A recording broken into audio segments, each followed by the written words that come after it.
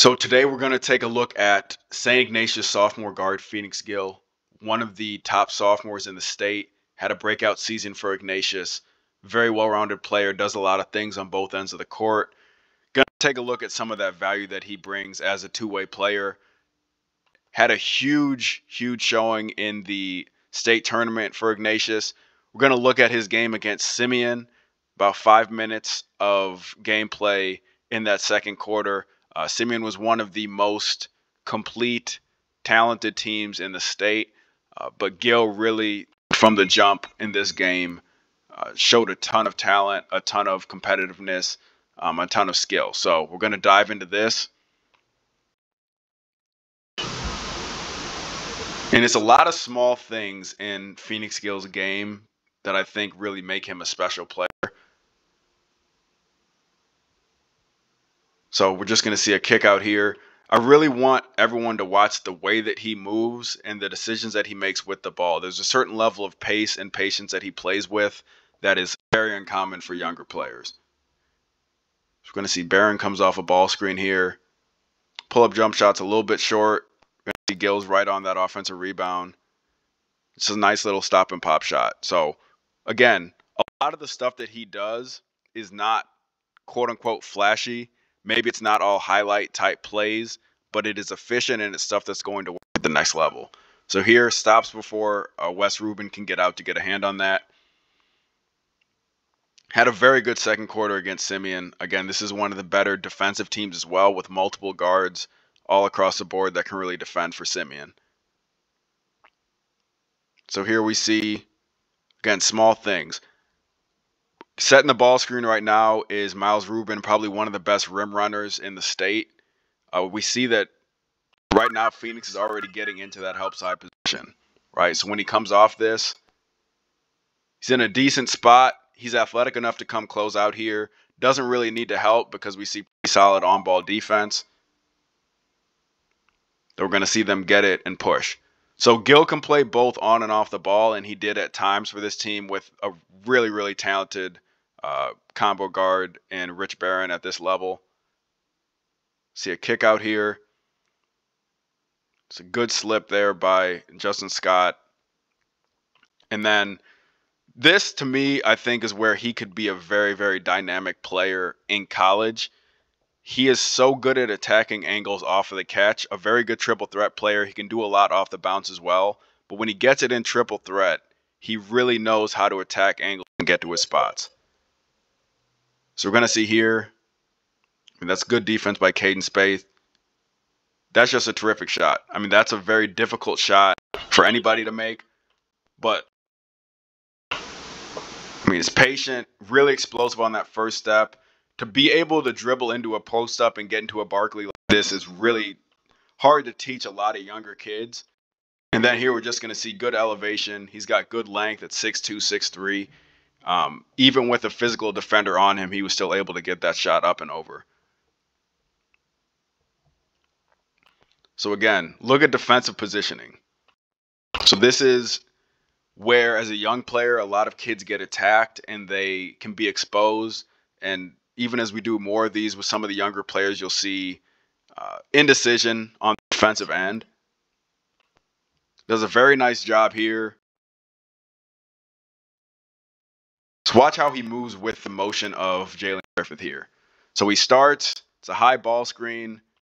He's going away from the ball. He's going away from it. You see Phoenix Gill is starting to get a little bit closer. Now, as the ball comes towards him, he gets closer to his man, does a good job closing that gap. Justin Scott has a good switch. Even this, he was ready to stunt. Now, they're going to get a wide open shot at the rim here. But let's pay attention to how he moves closer to the ball as the dribbler's coming at him. Then he stunts as this penetration comes. It's not his help, but he's stunting to make sure that it's not, a wide open lane to the basket. Here, there's not enough of a drop on the weak side anyway, so we're still going to see that layup attempt for Rubin. Griffith, terrific in the ball screen, one of the better playmakers there. But again, looking at positioning defensively is going to be huge in this analysis because I think that's one area where Phoenix Gill excels. Obviously, he's an excellent athlete, but Looking at that detail and some of those intricacies that maybe are not as obvious, kind of just watching a game at full speed, are really what separates him. So that's a good driving kick by Rich Barron. Going to see Kotecki gets a rebound, finishes that. I thought he played pretty well just coming right off an injury to come up against this big Simeon front line. So it's 19-18 at this point. They did a really good job battling. Another high ball screen. So that was big for Simeon all season. Was a lot of Spain action, a lot of high ball screens with the Rubens. Here again, we're going to see Phoenix get ready to stunt. Didn't really have to do too much there. Rich Barron had the contest at the rim. Now we're going to see a 2-on-1. Griffith finishes this one. So now it's 21-18.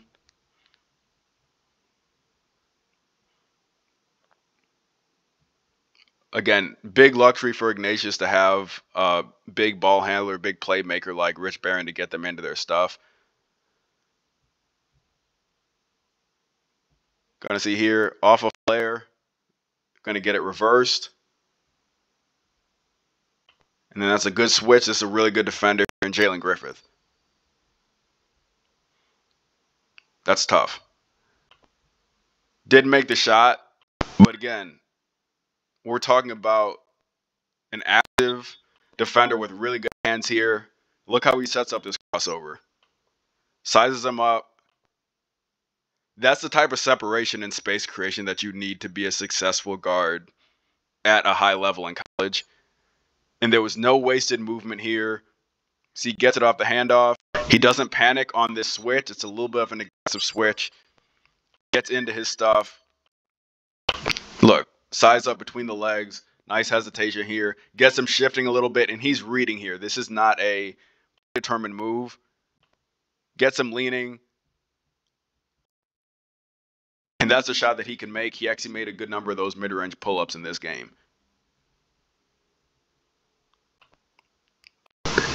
So here, I would say if he's going to commit that much, it's probably a situation where he can probably step all the way over, because at this point, it's kind of no man's land. So no one stopped the ball yet. At this point, you just have to give up that corner three. So he probably could have committed to this help a little bit more. If he did, then he just lets Justin Scott drop a little bit, and then you just force a catch and shoot three in the corner if that's what it has to be. Instead, they get that dunk there. Got to be a little bit quicker in transition, picking the ball up. And there again, just a small thing. He could have stepped over a little bit more to kind of force the longest shot in that scenario. All right, so they get a timeout here. We'll skip through this.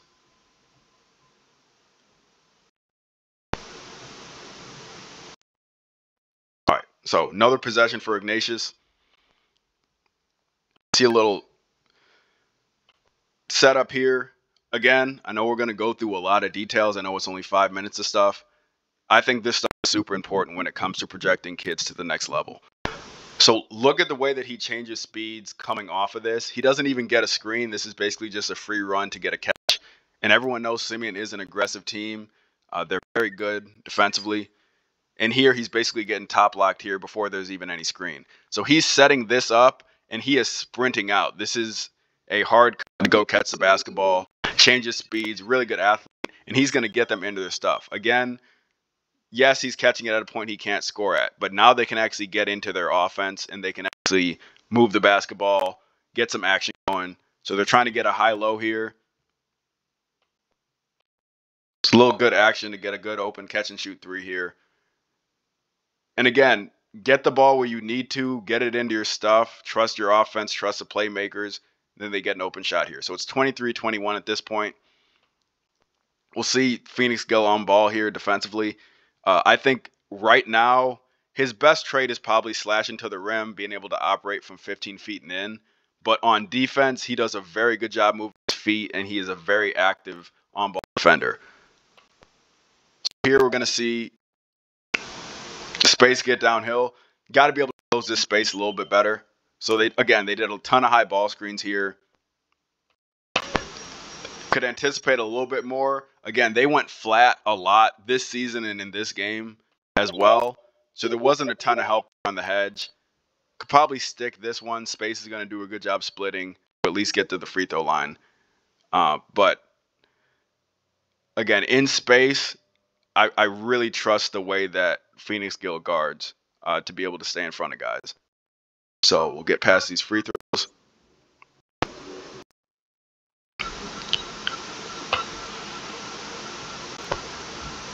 Again, more of a floppy action here to kind of get them into their stuff. Another entry through high post. Really looking at the high-low here. Again, they were trying to get the ball to Kateki to get him going, which was, I would say, a pretty smart decision.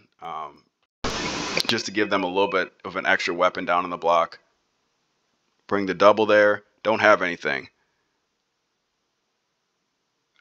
And then again, that's just straight line speed. That's I'm getting the ball, I'm making a play. This is not part of the set. It's a broken play.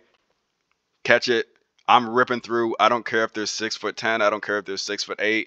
Doesn't matter. He's getting there into the teeth of the defense.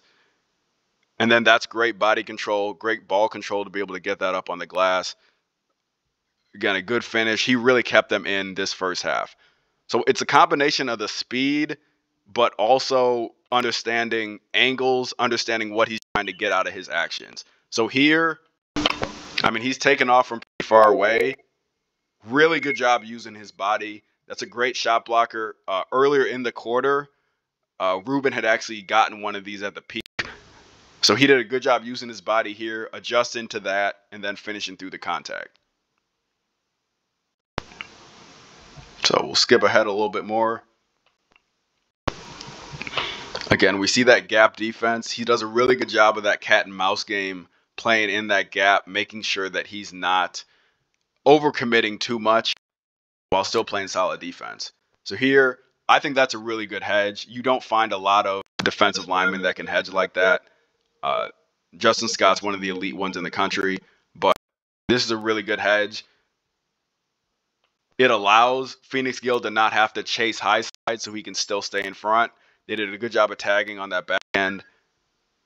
That's pretty good ball pressure.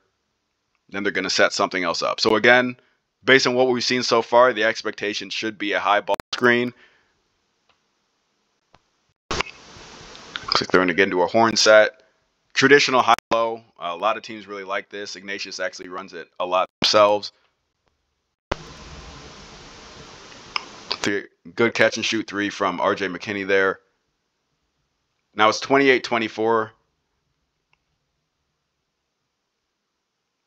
And again, you may be watching this and thinking, you said he was a point guard. He hasn't brought the ball up the court yet.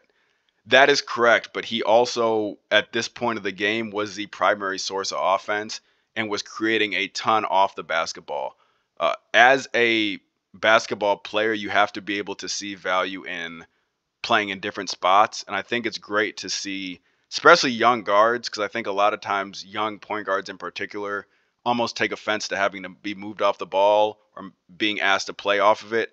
In this game, Phoenix Gill was playing off the ball because of how well he was attacking in that space. Here, again, small details, small things.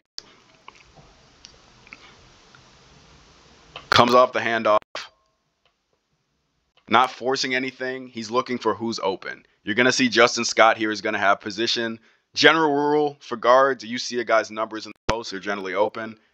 Here, I don't really know if necessarily this was the play. I don't know if they were looking for that back door, but this is great action to throw it in, immediately hard cut to the rim. The movement off the ball, I think, is really what separates him from a lot of kids in his class.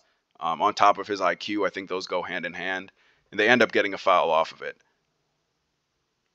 So we'll see their baseline out of bounds play here.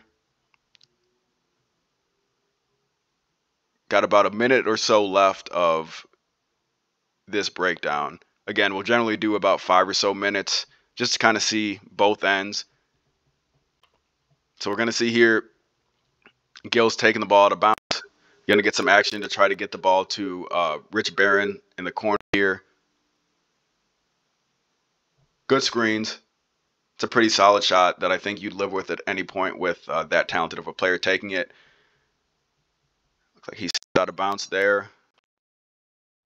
So we'll get to this next possession. So there's a hard drive, good kick out, good relocation.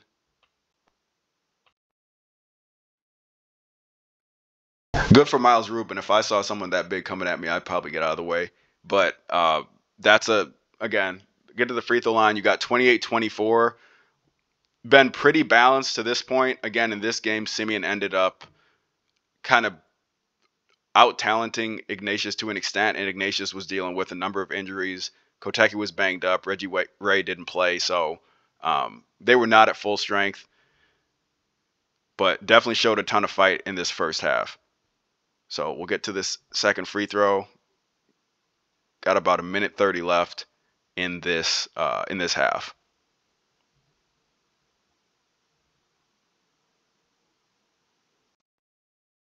We'll get to the half court action. Again, without even having sound on, you can tell there's communication here pretty much this whole possession. Again, we're tracking Phoenix Gill on this weak side. All right, goes away. Can't really see him here. As he's going away, he's seeing the basketball, right? Guy goes up, communicating, whether or not that's verbal or that's just him pointing. That's a guy still communicating on that back end. In a good spot in the help. Again, the ball's away. If he drives right down the nail, he's going to be able to go over there and help on that.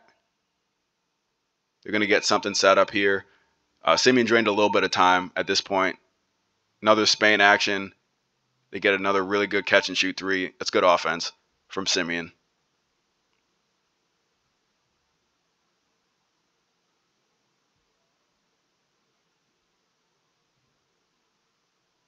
So now at this point, it's a 6-point game. There's about a minute left of play. It's a good driving kick. Knockdown.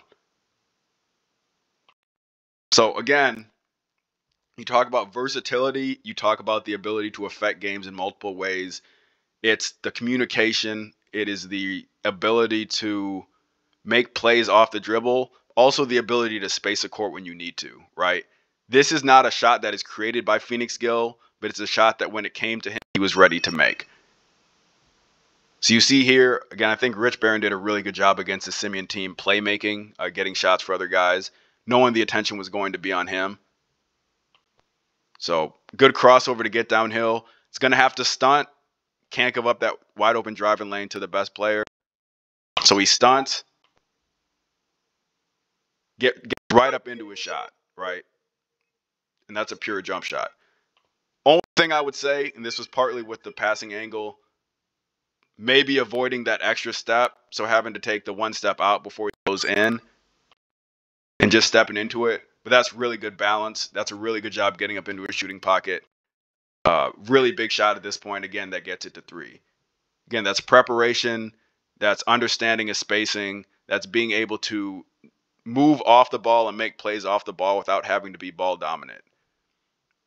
Similar Spain action, and look, we see the defense as well, right? Now, what is he seeing here? So we know at this point, throughout this entire game, but especially in this second quarter, ton of Spain action. So just this flat screen, and then McKinney's going to set this second screen on Scott, and then he'll pop. Usually one of the Rubens is getting downhill here on the roll.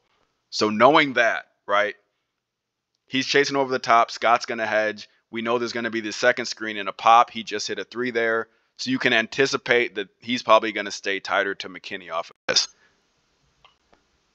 So look at Gill the whole time. Like we talked about early in this half, the ball goes away.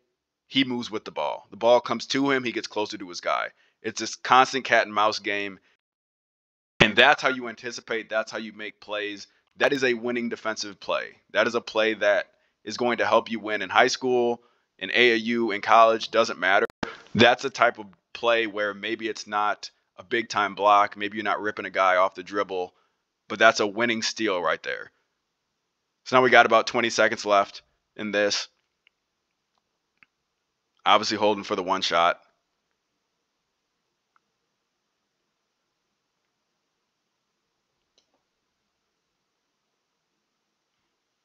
Good in and out.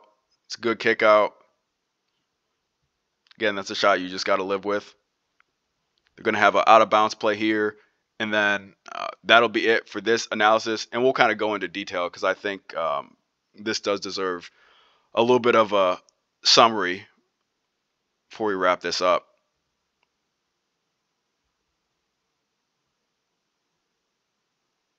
So, going to get a foul call.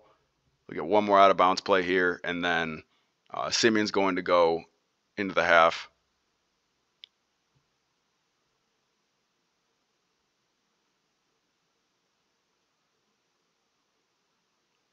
You're going to see that same play they ran earlier.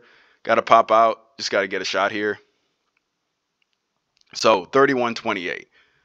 But just to kind of go through some of the details and summarize, I think for me, what really is intriguing and promising about Phoenix Gill's game is there doesn't seem to be that need to have extra layers of flash. It doesn't really seem like he's the type of player who plays for numbers or plays for some type of recognition or plays, to get videos or highlights or any of that stuff. He really seems like a bit of an old soul in the standpoint of his game does every bit of talking.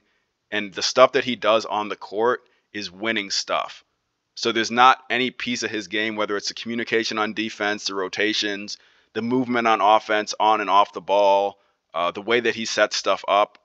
I mean, I would consider that stuff the seasoned yet kind of boring stuff. So I'd say maybe not the highlight reel type of stuff, but that's the stuff as a college coach. If you look at that and you match that with elite level athleticism, and you didn't even really see as much of that in this breakdown because I really wanted to focus on those intricacies of his game.